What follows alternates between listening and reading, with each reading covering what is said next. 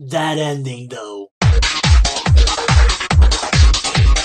This chapter of Fairy Tail had a wide variety of content, from some slow bits to some unnecessary bits to some crazy bits to some interesting foreshadowing. So for starters, with the Elfman stuff in the beginning of the chapter, definitely I'm curious as to, is he like under possession? Like, is he possessed, or is it just that she basically threatened him? Because you see that his eyes, it's almost as if they're like bloodshot red because they're like shaded in. So I'm curious, is he like under her control? Because he kind of was acting a little bit different, although at the same time he was acting like, I'm doing this for Lisana. So it's like, is it a mixture of her putting him under her control and at the same time being threatened by her? Because he is saying, you know, this is for Lisana, but at the end of the day he does have that look in his eye as well, and pretty much this is going to lead to something big, and it's going to be weird if, once again, Fairy Tail loses their home because this locking him up blows it up, if they, you know, blow up the guild hall, if Elfman does it. But I can totally see what might happen, and this is my prediction regarding that. I think Elfman will come to his senses, or something will happen where Elfman is going to say, you know what, I fucked up, and before the locking him up can destroy everything, maybe he'll throw his body on it, and that might be the end of Elfman. I mean, with the end of this chapter, this gives me some crazy hope that Hiro might just be like, you know what, it's time for some characters to go. I mean, fuck it, why not? You're doing another manga anyway, right? And the interesting bit with Kana as well, when she was kind of talking trash to him, which is rare for her to do that and put him down, is almost as if she suspected something and she saw something was off with him, and she was testing him by talking shit like that to see how Elfman, because she probably normally knows how Elfman would act. She'd be like, you know, I'm a real man, and I do this because I'm manly and shit like that, and to see that he was just down and out, I'm gonna go rest in my room, I couldn't save my sister, it's kind of, she saw it a little bit suspicious, so she was testing him herself. So I guess out of everybody, good eye, Kana. I'm surprised nobody else caught it.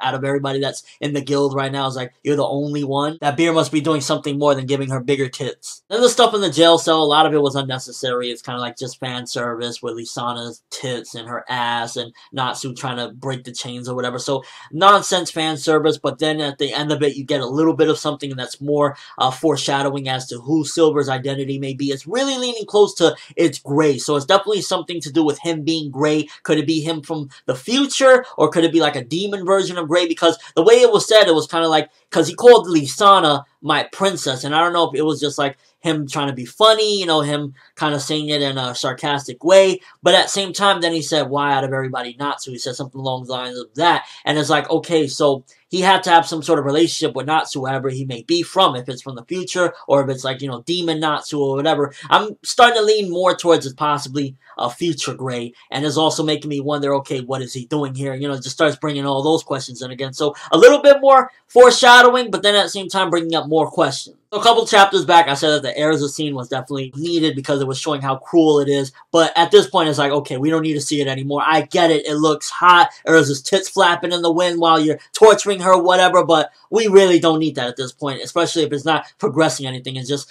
basically, I guess, in a sense, if you want to, you know, reach a little bit, saying that it's showing Kyoka how cruel she is, and it keeps on showing, yeah, I'm going to increase the sensitivity, and also showing that Erza is getting more damage. So if an upcoming fight goes down, she ain't going to be able to do anything. So I guess in a sense it's showing that, but at the same time it's like, we're just seeing tits flapping over and over and over, and it's like, not needed. Then we get the ending, which is like, I'm still not really a big fan of Zero Brain returning or whatever. I was like, I'm still not a big fan of it, but at least he's getting shit done. Because in order for Face to activate, and it seems as though, you know, the ex-chairman, he's there like laughing because it's about to activate, it means that Jellal has to be dead. And if there's no Ultir to reverse time against, you can't do that, what she did last time, and make it go a minute back so you could dodge it, unless like old Ultir comes, oh, let me help you, young man, one more minute, then it's not gonna go down. So it seems as though Hiro killed off a character? What the fuck? Let's just hope he doesn't pull another bullshit like he did with the Gray thing, where Gray was dead and everybody was getting fucked up, and then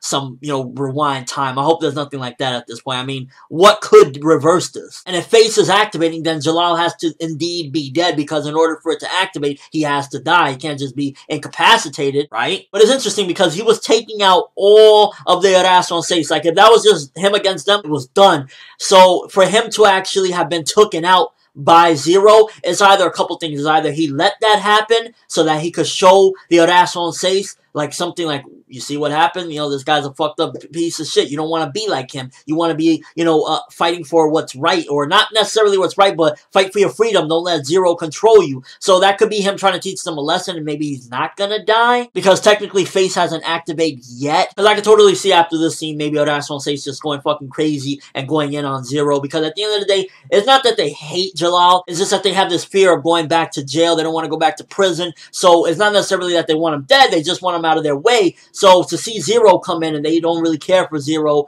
then it's going to be problematic. So they might actually charge him in the next chapter. Either way, crazy ending. Parts of the chapter that were not really needed, again, was the fan service with Lisana, as well as the Urza torture scene. Those parts in particular weren't needed. They gave a little bit in the end here or there, but for the most part, it was stretched out and wasn't necessary. But we did get some good progression with the Elfman stuff in the beginning, where it's like, he's about to blow up Fairy Tail, as well as that end with Jellal seemingly deaf is like, Hiro Mashima is going into 2014 with a plan to make Fairy Tail a respectable manga again, and I respect that shit. Haters eat a dick. Let me know what you guys think. First of all, do you think that Jellal is completely down? That shit, he's done, he's dead? Is it gonna go down that way? I'm 50-50.